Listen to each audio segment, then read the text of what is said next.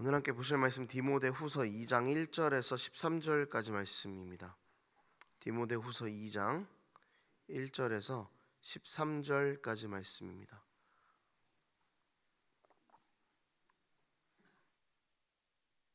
디모데후서 2장 1절에서 13절까지 말씀 한 절씩 교독하겠습니다.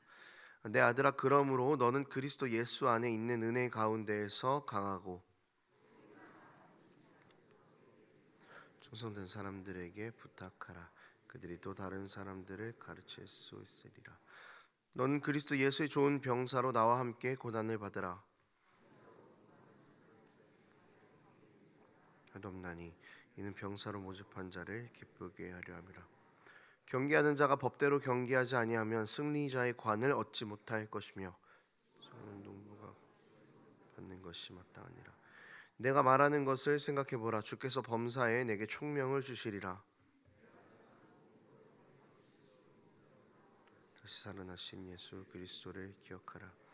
복음으로 말미암아 내가 죄인과 같이 매이는 데까지 고난을 받았으나 하나님의 말씀은 매이지 아니하리라. 모든 것을 참음은 그들도 그리스도 예수 안에 있는 구원을 영원한 영광과 함께 받게 하려 함이라. 밑보다 이 말이여, 우리가 주와 함께 죽었으면 또한 함께 살 것이요 우리가 주를 부인하면 주도 우리를 부인하실 것이라. 함께 했습니다. 우리는 미쁨이 없을지라도 주는 항상 미쁘시니 자기를 부인하실 수 없으시리라. 아멘. 바울은 계속해서 디모데에게 권면을 하고 있습니다. 바울이 이렇게 디모데에게 반복적인 권면을 하는 이유는 두 가지의 이유가 있습니다. 첫 번째로 바울이 디모데를 너무 사랑했고 그 디모데가 믿을 만한 제자였기 때문입니다. 1절에서 바울은 디모데를 아들아라고 이렇게 부르고 있습니다. 디모데후서는 바울이 마지막으로 쓴 서신서입니다. 그리고 이 서신서를 끝으로 바울은 이제 순교를 하게 될 것인데요. 자신이 죽은 이후에 복음을 계승해 나갈 수 있는 그 제자에게 반복적으로 복음의 메시지를 기억하고 그 복음의 메시지를 잊지 말고 전하면서 살아라 라는 것을 권면하는 것입니다. 반복적으로 이야기를 하는 것이죠. 그리고 두 번째는 앞으로 교회에 닥칠 고난이 그만큼 힘들 것이다라는 생각을 했기 때문에 반복해서 권면을 하고 있는 것입니다. 거짓 교사들에 의해서 복음이 왜곡되기 시작할 것이고 교회를 향한 핍박이 가면 갈수록 더 심해질 것이다라는 것을 알았기 때문에 바울은 반복적으로 복음을 권면하고 또 기억하라라고 이야기하는 것입니다. 왜냐하면은 복음을 반복해서 기억할 때 복음이 계속해서 정직하게 전달될 것이고 고난 가운데 있을지라도 반복되어서 기억한 그 복음이 그 고난을 이겨낼 힘을 주기 때문입니다. 바울의 디모데를 향한 반복적인 권면은 우리를 향한 하나님의 권면이기도 합니다. 이 시대를 살아가는 그리스도인으로서 우리는 하나님의 어떤 말씀을 새겨 들어야 할지 함께 나누는 그런 시간이 되었으면 좋겠습니다.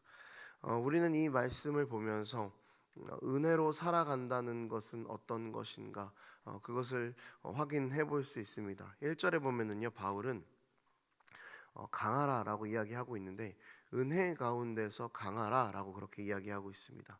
그러니까 앞으로 힘든 세상이 계속될 것이고 너희에게 고난이 계속될 것인데 너희는 그런 세상 속에서 강한 존재가 되어라. 너희는 그런 세상 속에서 대단한 사람이 되어라 라고 이야기하지 않고 은혜 가운데에서 강하라라고 이야기하고 있습니다. 이 은혜 가운데에서 강하라라는 것이 어떤 말일까요? 사실 은혜와 강하다라는 단어가 좀 어울리지 않습니다. 그리고 세상을 살아가야 하는 그리스도인들에게 이 세상을 이겨낼 수 있는 방법으로 은혜라는 단어도 역시 잘 어울리지는 않는 것 같습니다. 이 본문을 보다 보면은 이 강하다라는 그 단어와 어울리지 않는 단어들이 나오는 것을 확인해 볼 수 있습니다. 3절에서는 그리스도의 좋은 병사로 나와 함께 고난을 받으라라고 이야기하고 있고요. 4절에서는 자기 생활에 얽매여서는 안 된다라고 이야기합니다. 그리고 9절에서는 복음 때문에 내가 고난을 받았다라고 그렇게 이야기를 하고 있습니다. 바울이 말하는 이 강하라라는 것에 대한 근거들이 도대체 이 은혜 가운데서 강해라라는 것과 어떤 관련이 있을까요? 하나도 없다는 거죠. 강하다라는 것이 어떻게 고난이 강하다라고 이야기할 수 있겠습니까? 어떻게 자기 생활을 버리는 것이 강한 것이다라고 이야기할 수 있겠습니까? 그러니까 세상이 말하는 그 강함과는 전혀 반대되는 이야기를 바울이 하고 있다라는 것이죠. 이 세상과의 강함을 탈피하는 것, 세상에서의 그 강함을 벗어나는 것, 이것이 은혜로 강한 삶입니다. 그러니까 은혜로 강한 삶은요, 세상에서의 강함의 기준을 추구하지 않는다라는 것이죠. 세상은 자기를 위해서 사는 것이 강한 삶이라고 이야기합니다. 고난받지 않는 것이 강한 삶이라고 이야기합니다. 높이 높이 자신의 이름을 쌓아가면서 살아가는 것이 그렇게 사는 것이 강한 것이다라고 이야기를 합니다. 세상의 강함은 그리스도인들인 우리에게 많은 영향을 미칩니다. 정말 특히 박탈감을 참 심하게 가져다 줄 때가 많습니다. 나는 예수를 믿는데 왜 이렇게 힘들게 살 수밖에 없는가를 생각하게 합니다.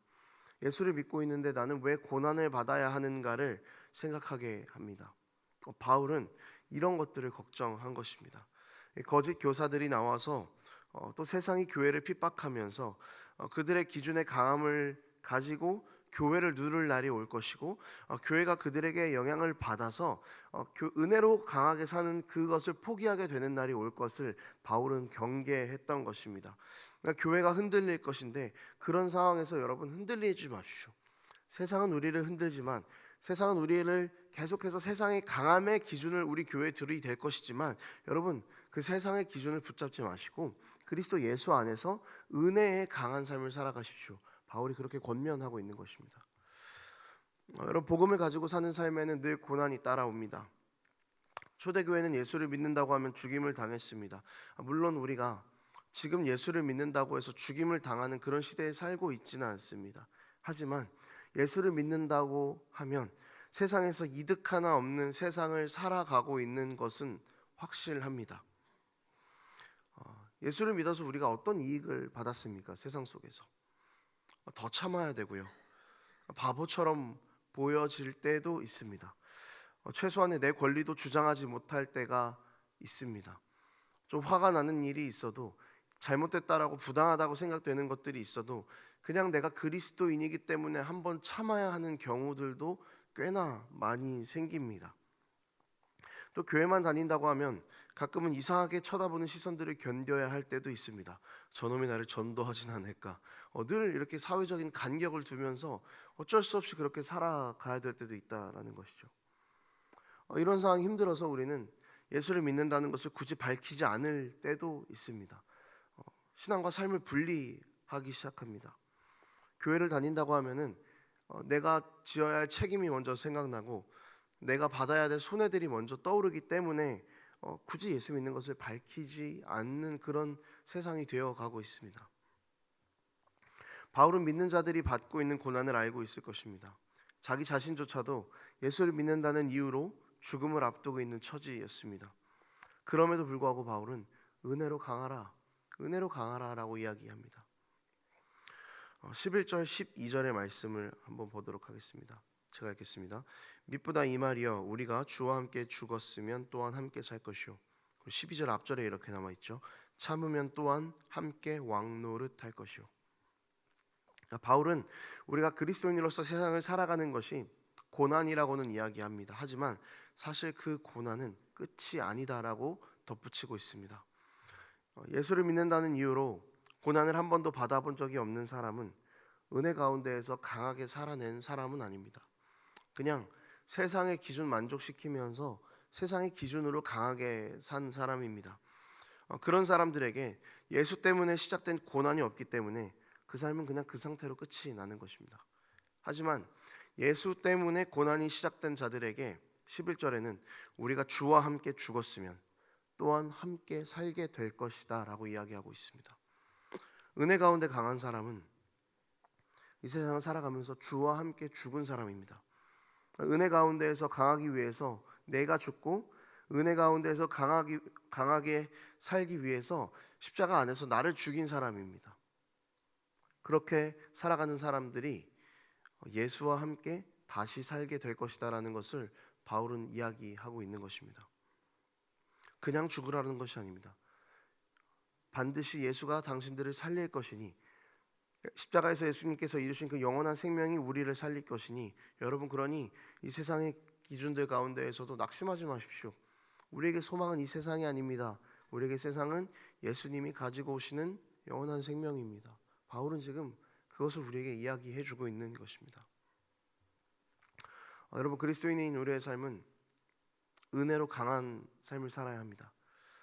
세상에서의 강한 삶을 추구하는 것이 아니라 예수께서 십자가에서 죽으심으로 우리에게 주신 그 고난이 준 은혜의 혜택을 가지고 이 세상 가운데에서 하나님 나라를 전하며 그렇게 살아가는 것, 여러분 그것이 우리의 삶입니다. 고난 받을 수 있습니다. 때로는 그 고난이 두려울 때도 있습니다. 때로는 후회할 때도 있을 것입니다. 하지만 그 고난이 끝이 아니라 우리에게는 반드시 영원한 생명이 기다리고 있습니다. 주와 함께 죽었으면 주님께서 반드시 우리를 살리실 그 은혜의 날이 우리에게 반드시 있다라는 것입니다.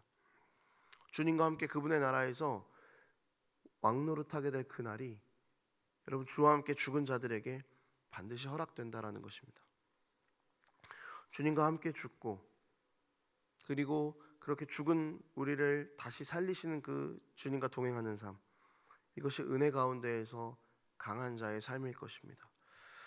우리가 주와 함께 죽었으면 주님께서 죽은 우리의 삶을 반드시 책임지십니다. 그러니까 여러분, 우리 이 사실을 놓지 말고 우리의 소망을 말씀 가운데 품고 살아갈 수 있었으면 좋겠습니다. 세상은 우리를 흔들 것입니다. 너무 당연한 일입니다. 가면 갈수록 세상은 우리를 외면하고 가면 갈수록 세상은 우리를 손가락질하는 참 어려운 세상에서 그리스도인들은 놓여지게 될 것입니다. 여러분, 하지만 그럴 때마다 우리가 다시 한 번 더 은혜 가운데 강하며 세상 가운데에 대해서 죽고 세상을 위해서 기도하며 그렇게 살아가는 그런 우리의 삶이 되기를 소망합니다. 말씀을 정리하겠습니다.